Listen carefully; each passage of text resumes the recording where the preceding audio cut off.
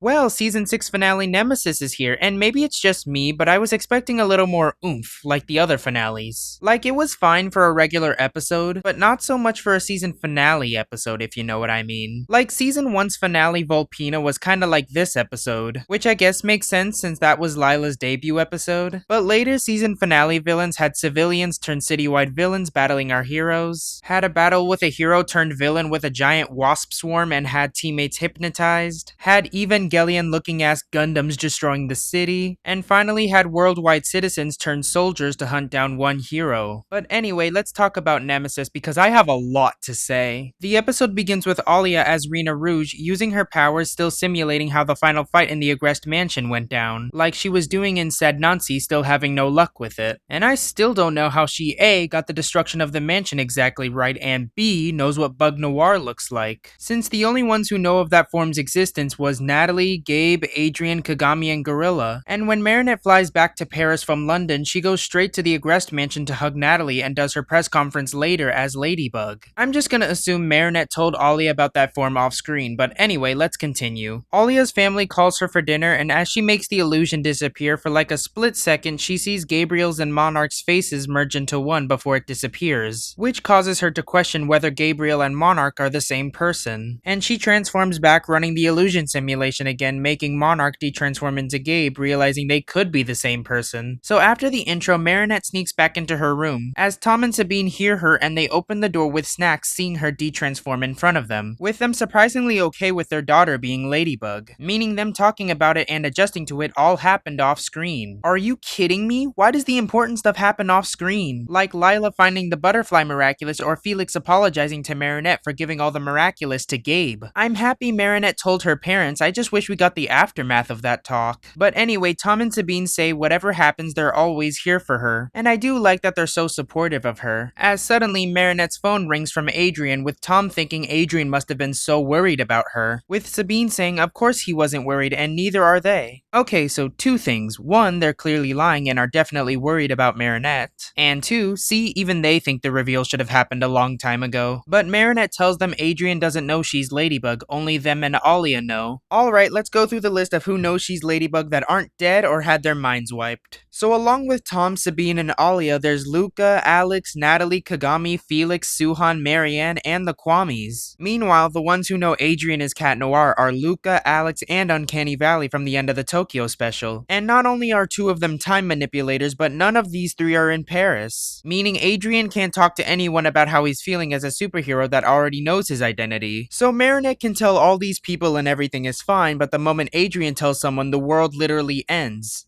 Twice. Anyway, Tom and Sabine leave with Tiki telling Marinette it was the right idea to tell them she's Ladybug cause now she doesn't have to hide the identity. Oh, I bet you're ecstatic, Tiki, considering now you can have all the sweets you can eat. With Marinette not thinking it was the right idea. She did it to reassure them, but now whenever there's an akumatized villain, they get super worried. With her looking at the ripped up Gabriel portrait on her desk, which I did point out in Secret Protocol. And as she leaves, I noticed Marinette still has the ripped up Gabriel portrait on her desk from Sadnancy. Girl, at this point, burn it or throw it away. That's probably adding to your trauma since you wake up to that every day. And I still stand by this. You should destroy it before the consequences bite you in the ass. Oh, and speaking of bitings in the ass, Alia sends a voice message saying she's coming over for a quick chat. And let's just start a counter of how many consequential ass bitings this episode has. Starting with this one with Marinette not disposing of the ripped up Gabriel portrait.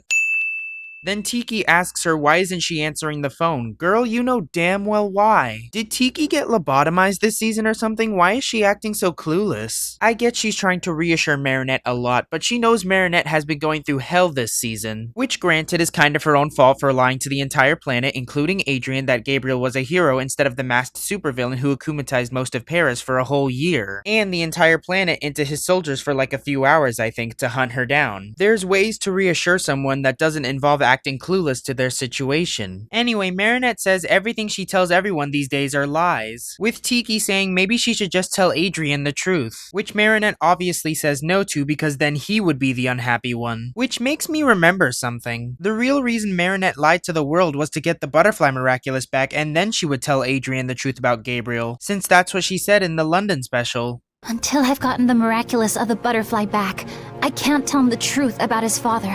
And since this moment was before her press conference where she lied about Gabe, I guess she's just never gonna tell Adrian?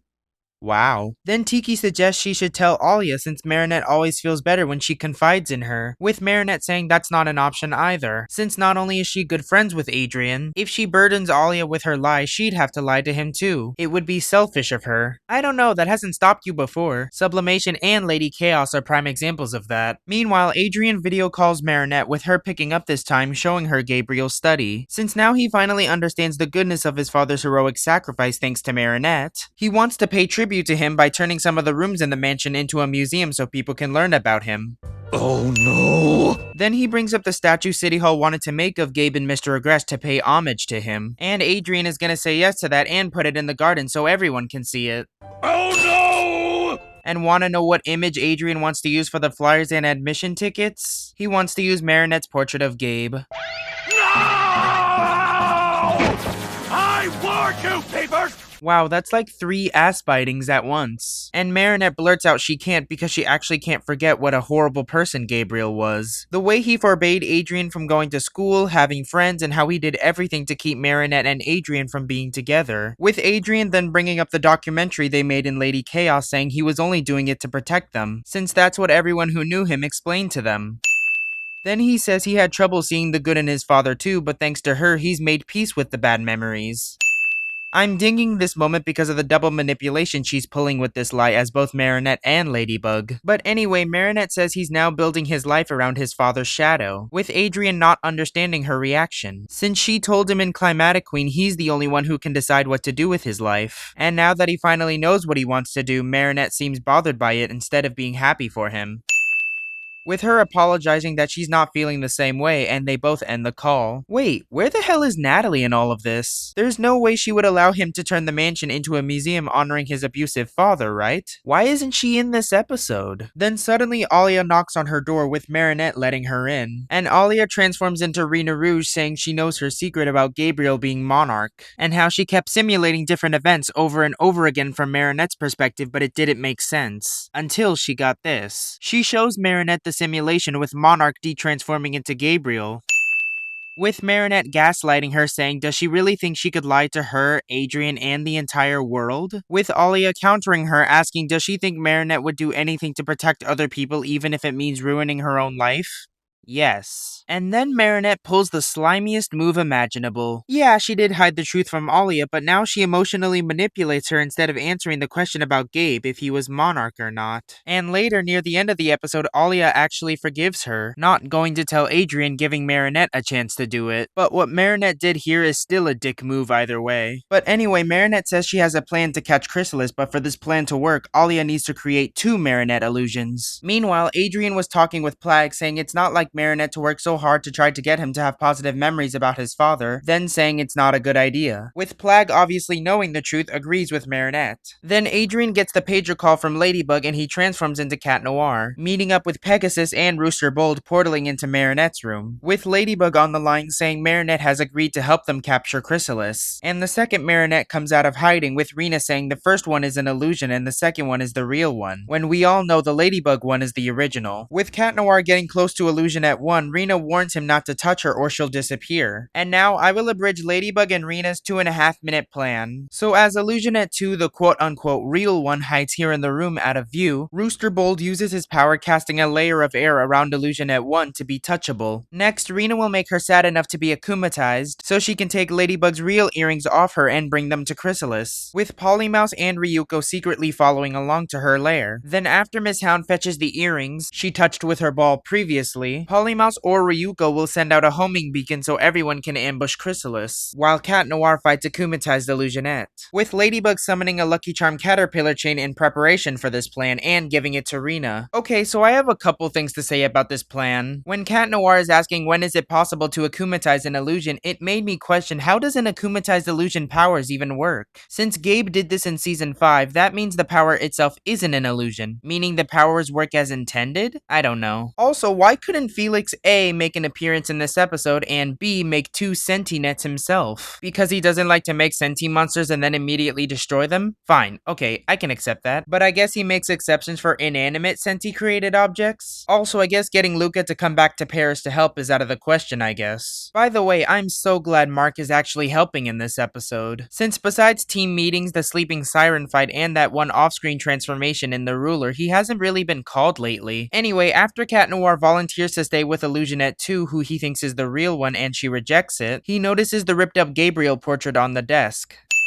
See, you should have destroyed it, Marinette. Anyway, now they decide to put their plan into motion, with Rena making Illusionette devastated that Alia betrayed her, which of course sets off Lila's spidey sense that her girlfriend, Marinette, is feeling sad, with her saying to herself, and I quote, You seem quite unhappy, but don't worry. I'll comfort you.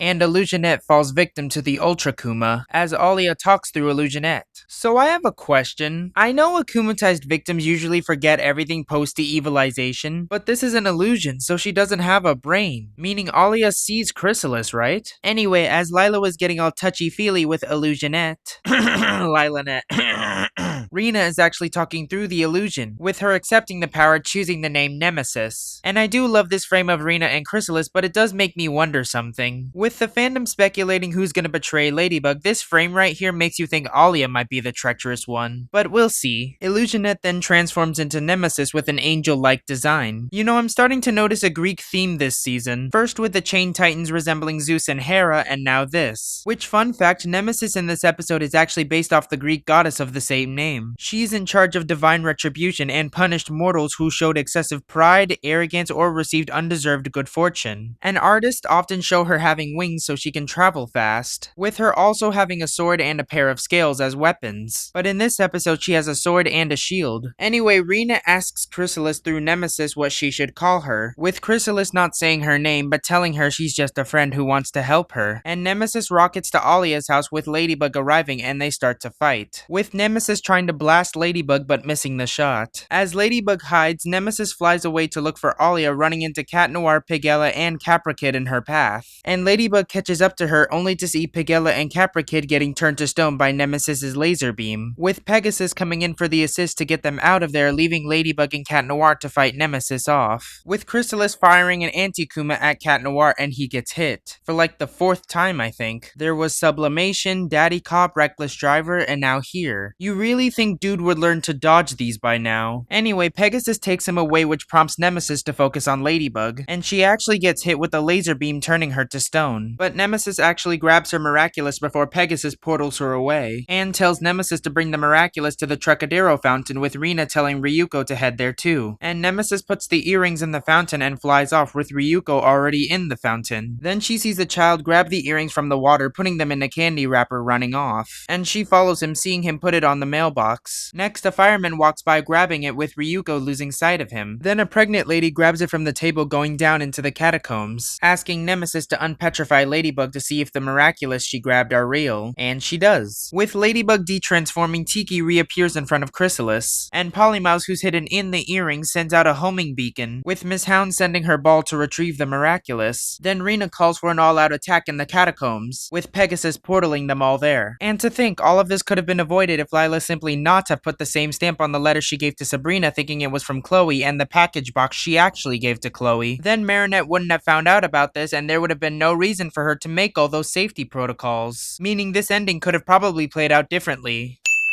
Also, why didn't Polymouse just follow Lila to the main part of her lair, then sending out the homing beacon? Lila probably wouldn't have seen her anyway. And follow-up question, why didn't she unify the Bee and Mouse Miraculous and paralyze the pregnant lady to find out who Chrysalis is? Since unifying Miraculous powers doesn't drain your strength unless it's like multiple of them. Plot armor strikes again, I guess. Anyway, Rena gives the Ladybug Miraculous back to Marinette, and she transforms. And Pegasus portals them both down into the catacombs. And with everyone running around trying to get Chrysalis, I'm surprised Lila didn't set any kind of traps down here, since there are lots of walls, but no saws or water like... It's